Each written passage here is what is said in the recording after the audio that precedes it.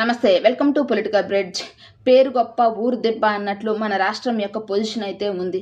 నిజంగా ఆశ్చర్యపడాల్సిన అవసరం లేదు. పేరుకేమో 3,00,000 కోట్లు 4,00,000 కోట్ల బడ్జెట్ని ప్రవేశపెడుతున్నామని చెప్పుకుంటున్నారే కానీ ప్రజలకు కావాల్సిన కనీస అవసరాలను తీర్చడంలో ప్రభుత్వము ప్రజాప్రతినిధులు విఫలం చెందుతున్నారు.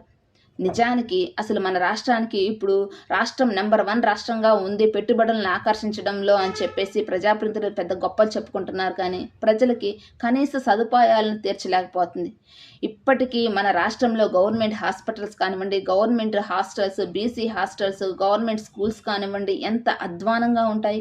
కనీస రిక్వైర్మెంట్స్కు తీర్చుకోవడంలో కూడా అక్కడ బేసిక్ ఇన్ఫ్రాస్ట్రక్చర్ లేకుండా పోయింది. ఇప్పటికీ గవర్నమెంట్ స్కూల్స్లో కానివ్వండి, గవర్నమెంట్ హాస్టల్స్లో మరియు బీసీ హాస్టల్లో కలుషిత ఆహారం తిని ఎంతమంది స్టూడెంట్స్ హాస్పిటల్ పాలయ్యారు, ఎంతమంది కలుషిత నీరు తాగి హాస్పిటల్ పాలయ్యారు. ఇలాంటి సంఘటనలు మన రాష్ట్రంలో ఇప్పటికీ జరుగుతున్నాయి అంటే నిజంగా ఆశ్చర్యపోవాల్సిన అవసరమే లేదు. ఎంత దురదృష్టకరమండి. కనీసం విద్యార్థులకు కావాల్సిన కనీస సదుపాయాలను తీర్చడంలో ప్రభుత్వం ఫెయిల్ అవుతుందనే అనుకోవాలి. ఇప్పటికీ బీసీ హాస్టల్స్లో ఎంతమంది కలుషిత ఆహారం తిని హాస్పిటల్ పాలయ్యారంటే అక్కడ మెయింటెనెన్స్ ఎంత దారుణంగా ఉంటుంది. బేసిక్ ఇన్ఫ్రాస్ట్రక్చర్ కూడా అక్కడ లేదంటే నిజంగా ఇది దురదృష్టకరమే కదా.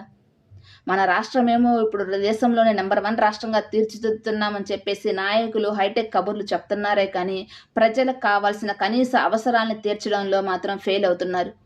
ఇప్పుడు కోడూరులో కస్తూర్బా గాంధీ గర్ల్స్ స్కూల్లో 12 మంది అమ్మాయిల్ని ఎలుకలు కొరికాయంట. ఎంత దారుణం అండి, ఎంత దురదృష్టకరం అండి. నిజంగా ఇలాంటి సంఘటనలు మన రాష్ట్రంలో పునరావృతం అవుతూనే ఉన్నాయి. ఇప్పటికీ కూడా ప్రజాప్రతినిధులు మరి 3,00,000 కోట్లు, మరి ఇప్పుడు కూటమి ప్రభుత్వం అధికారంలోకి వచ్చిన తర్వాత 3,00,000 కోట్ల అప్పులు తీసుకొచ్చామని చెప్పారు. కానీ మరి ఆ డబ్బులన్నీ ఏం చేశారు?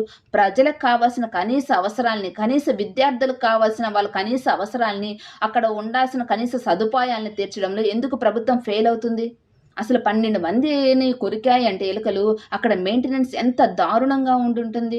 అక్కడ కనీసం ఇన్ఫ్రాస్ట్రక్చర్ లేకుండా ఉంది అంటే నిజంగా ఇది బాధపడాల్సిన విషయమే.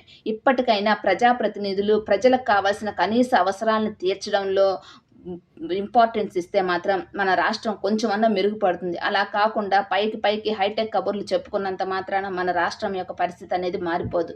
ఇప్పటికైనా ప్రజాప్రతినిధులు ఇటువంటి విషయాల్లో కొంచెం ఇలాంటి సంఘటనలు పునరావృతం కాకుండా చూసుకునే బాధ్యత ప్రభుత్వం మీద ఉంది. ఏమంటారు? కామెంట్ చేయండి.